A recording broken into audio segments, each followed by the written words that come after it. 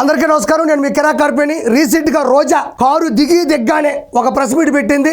ఒకసారి చూద్దాం. జగన్మోహన్ రెడ్డి గారికి వచ్చిన ఆ జన సమూహాన్ని, జన సునామీని చూసి భయపడి రాత్రికి రాత్రి జీవోని తయారు చేసి తల్లికి వందనం అని చెప్పి మాట్లాడారుగా. ఇక్కడ ఆర్కే రోజా అంటుంది, జగన్మోహన్ రెడ్డి వెనక నుంచి వస్తున్నటువంటి జన సంద్రాన్ని, జన సముద్రాన్ని చూసి చంద్రబాబు నాయుడు గారు కూటమి ప్రభుత్వం భయపడిపోయి తల్లికి వందనం అమలు చేశారు రాత్రికి రాత్రి అంటుంది.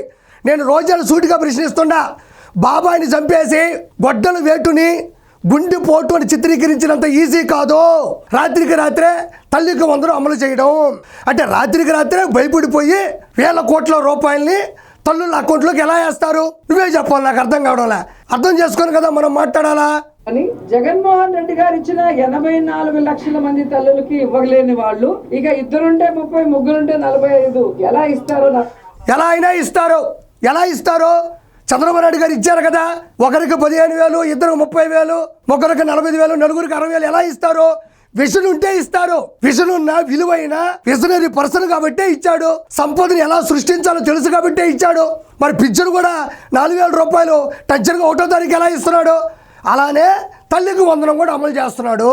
మనం ఇవ్వలేం కదా, మనం ఇవ్వలేకపోయినాం కదా, అవతల ఇచ్చారు కదా, అందరూ పండుగ చేసుకున్నారు కదా, ప్రూఫ్స్తో సహా అన్ని సోషల్ మీడియాలో కూడా చక్కలు కొడుతున్నాయి కదా. మనం ఇవ్వలేం. మనకు ఎంతసేపు కూడా కబ్జాలు చేయాలి కదా, మనుషుల్ని చంపేయాలి కదా.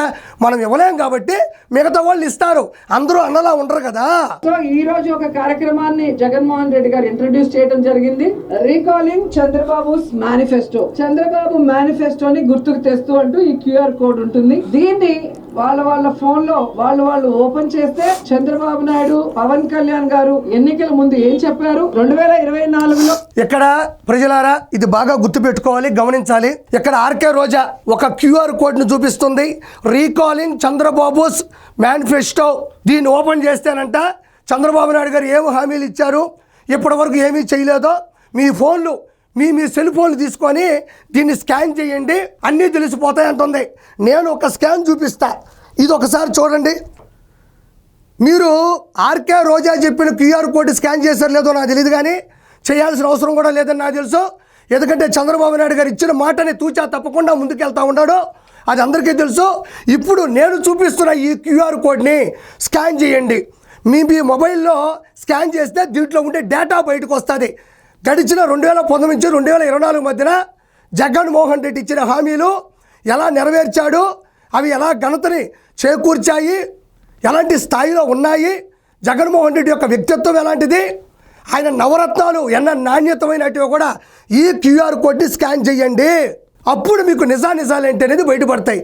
రోజా స్కాన్ ఎందుక, రోజా కోడ్ ఎందుక స్కాన్ చేయడమా? ఈ స్కాన్ చేయండి, మీకు వచ్చిందని నేను అనుకుంటున్నాను. మళ్ళీ ఆర్కే రోజా ఒక మాట చెప్తుంది, మీ మొబైల్లో ఈ క్యూఆర్ కోడ్ని స్కాన్ చేయండి అంటుంది. మరి జగన్ అన్నేమో ఆ రోజుల్లో రజని నాకు అసలు ఫోనే లేదు, ఫోన్ ఉన్నా కూడా నాకు అసలు నెంబరే లేదు అన్నాడు.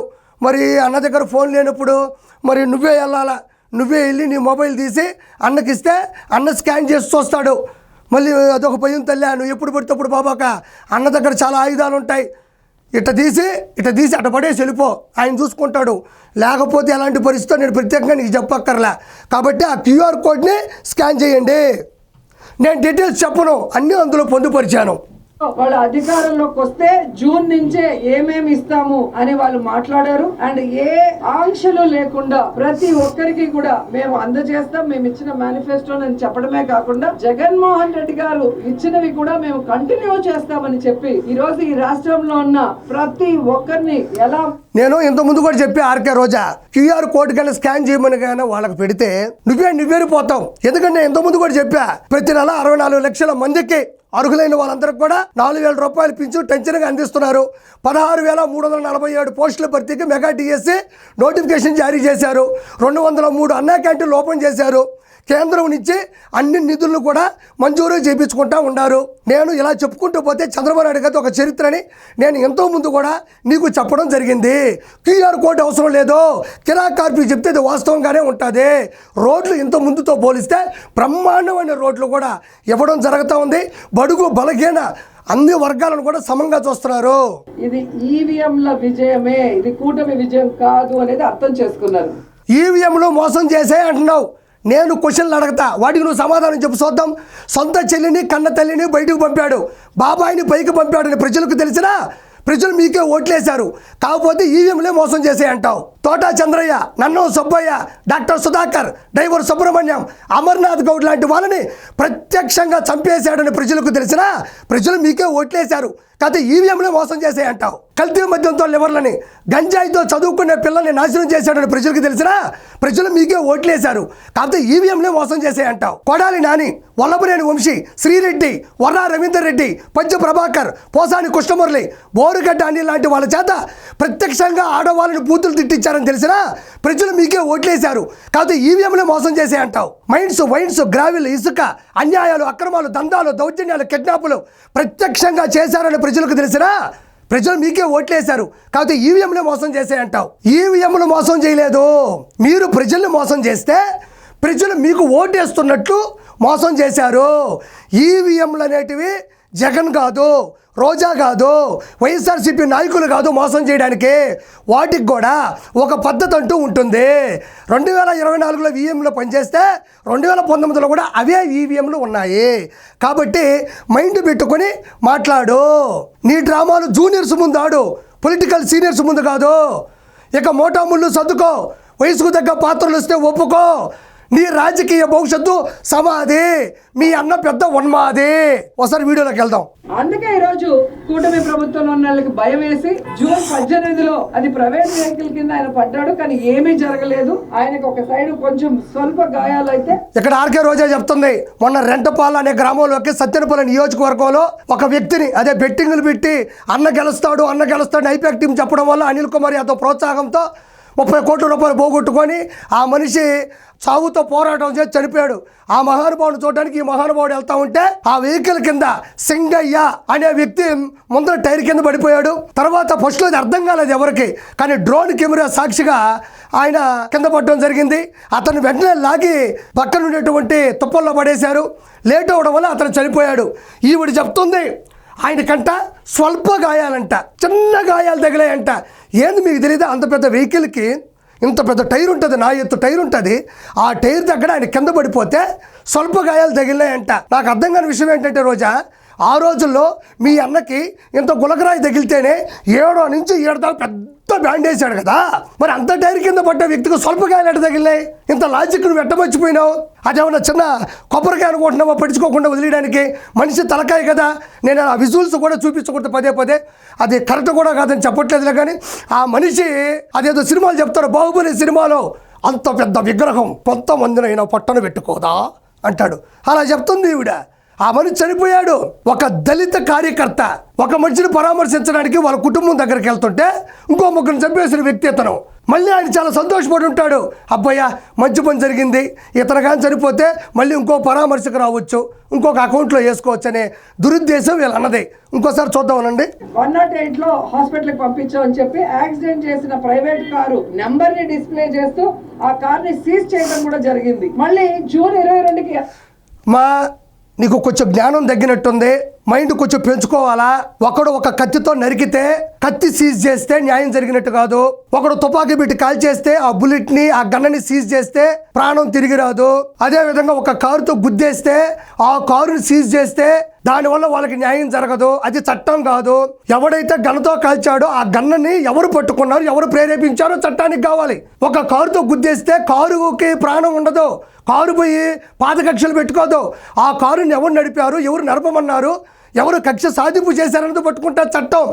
మరి ఆ రోజుల్లో ఎయిర్పోర్ట్లో సీను అనే వ్యక్తి కోడి కత్తితో పొడిస్తే కోడి కత్తిని సీజ్ చేస్తే సరిపోతుంది కదా. మరి అతని మీద ఎందుకు కేసు పెట్టారు? అతని జీవితాన్ని ఎందుకు నాశనం చేశారు? అతను ఎందుకు నరక యాత్ర నడిపిస్తున్నాడు? ఇప్పుడు మీ దాంట్లో బోరుగడ్డలు, పంచప్రభాకర్, వర్రా రవీందర్ రెడ్డి, శ్రీరెడ్డి, మీరందరూ కూడా దారుణమైన బూతులు మాట్లాడారు. వల్లభనేని వంశీ అసెంబ్లీ సాక్షిగా ఆడవాళ్ళని అవమానించాడు. ఆ రోజు నువ్వు వచ్చి మరి చట్టం ముందు వాళ్ళు నోరు మూసేశారు, నోరు సీజ్ చేసేశారు అంటే అవదు. ఎవరైతే తప్పు చేశారో వాళ్ళు శిక్ష పడుతుంది అంతే. ఇప్పుడు నువ్వు కూడా నేను నోరు మూసేశాను, కాముగా ఉండిపోయాను, నా నోరు సీజ్ చేశారంటే అవదు. అంతకుముందు చేసిన తప్పులకు నువ్వు శిక్ష అనిపించి తీరాల్సిందే. ఎలా మారింది? జగన్మోహన్ రెడ్డి గారు కారు కింద ఒక తలకాయ దొల్లినట్టు వాళ్ళు ఒక వీడియోని సోషల్ మీడియాలో రిలీజ్ చేసి దాని మీద షర్మిల గారితో, పయ్యావుల్ గారి కేశవతో. ఇక్కడ ఈవిడికి ఏం చెప్పాలో అర్థం కావట్లేదు. కానీ 100% డ్రోన్ షాట్ లో దొరికింది. ప్రతి దానికి కూడా ఒక టెక్నాలజీ ఉంటుంది. అది ఏఐయా సిఐయా ప్రతి ఒక్కటి వాళ్ళు కనిపెడతారు. నువ్వేం టెన్షన్ పడబాకు. అన్న గురించి పాత జ్ఞాపకాలు, అన్న చేసిన పాపాలు చూసిన ప్రతి ఒక్కరికి అది కరెక్ట్ అనే నమ్ముతారు. నమ్మించాల్సిన అవసరం లేదు. అసలు పరామర్శించడానికి వెళ్తున్న వ్యక్తి యొక్క పరిస్థితి తెలిస్తేనే తెలిసిపోతుంది అన్న యొక్క ఆలోచన జ్ఞానం ఎంతవరకు వెళ్తుండదు అనేది. కొన్ని రోజులు ఆగు, అన్ని నిజాలని మొత్తం జనానికి తెలుసు. అలాగే చంద్రబాబు నాయుడు గారు హోంమంత్రి ఎలా మాట్లాడిన తర్వాత ఎస్పీ గారు అవును జగన్ గారి కారు కిందే జరిగింది అని మాట్లాడారు అంటే మీరు అర్థం చేసుకోవాలి. ఈ రోజు ఆవిడ బాడీ లాంగ్వేజ్ కానీ ఆవిడ భాష కానీ చూస్తే అర్థమవుతుంది. అసలు ఆర్కే రోజాకి ఎదుటి ఆడవాళ్ళ యొక్క బాడీ లాంగ్వేజ్ గురించి కానీ భాష గురించి మాట్లాడే అర్హత లేదు. నీ భాష గురించి ఈ ప్రపంచంలో ఎవరిని అడిగినా చెప్తారు. నువ్వు ఒక ఆడపడుచులాగా, ఒక మహిళలాగా ఏ రోజు మాట్లాడలా. మళ్ళీ నువ్వు తిరుపతి అమ్మాయి అని చెప్పుకుంటావు. మాకు సిగ్గుచేటు. అనిత గారి గురించి మాట్లాడే అవకాశం కూడా నీకు లేదని నేను కోరుకుంటున్నా. నీకు అంత జ్ఞానం కానీ, పరిణితి కానీ, పరిమితి కానీ లేదు. నీ బాడీ లాంగ్వేజ్ ఎలా ఉంటుంది అనేది నేను మాట్లాడదలుచుకోలేదు. ప్రజలు నీ గురించి ఎలా మాట్లాడుకుంటారనేది నీకు కూడా తెలుసు. నువ్వు బాడీల గురించి, బాడీ లాంగ్వేజ్ల గురించి మాట్లాడబాక. అవి రెండు నీకు సూట్ అవ్వు. ఆ పదాలు నీ నోటుకుండా వచ్చాయంటే బయట వాళ్ళకి పచ్చి బూతుల్లో వినబడతాయి. కాలు మీద కాలు వేసుకొని, చుడిదార్ వేసుకొని, మేకప్ వేసుకొని.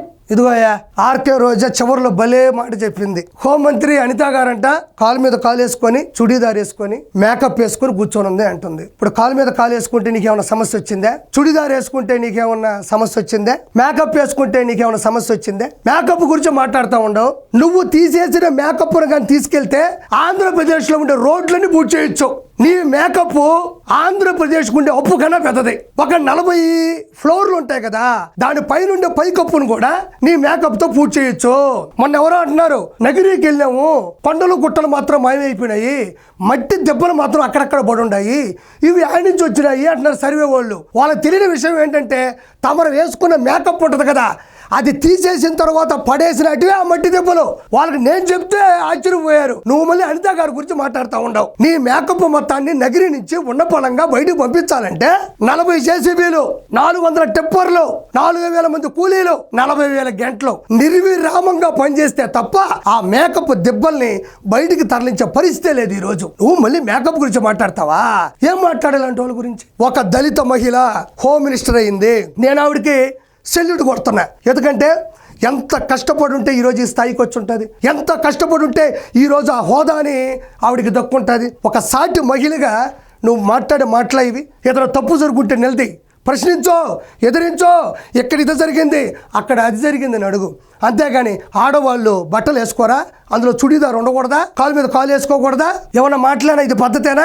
ఒక దళిత మహిళ ఈరోజు ఆంధ్రప్రదేశ్కి హోమ్ మినిస్టర్ అయింది. సెల్యూట్ కొట్టాలి ఆవిడకి. ఎంత స్వయం కృషి ఉండాలి, ఎంత పట్టుదల ఉండాలి, ఎంత సంకల్పం ఉండాలి. ఆ వయసులో ఆవిడ ఆ స్థానాన్ని అధిరోహించిందంటే మనకు అవన్నీ చేత కాదు కదా. కాబట్టి ఈ మాటను వెనక్కి తీసుకోవాలా. ఈ మేకప్లో కాలు మీద కాళ్ళు వేసుకోబట్టే కదా మన జగన్మోహన్ రెడ్డి ప్రభుత్వాన్ని ప్రజలు వేసుకొని పోయారు. ఏడబడేశారో కూడా తెలియదు.